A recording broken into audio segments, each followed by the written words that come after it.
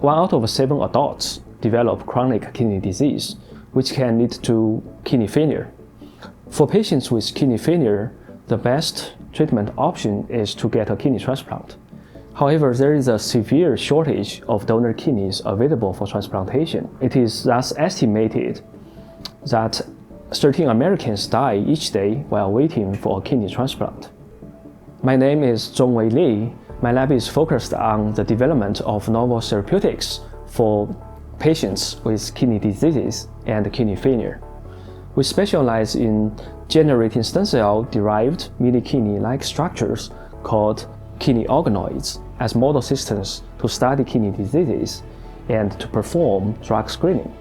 We also combine stem cell technologies and bioengineering tools to build a synthetic kidney that can be used as an alternative donor kidney for transplantation. The success of our research will impact the lives and health of tens of millions of people with kidney diseases. Please join us today to change people's lives.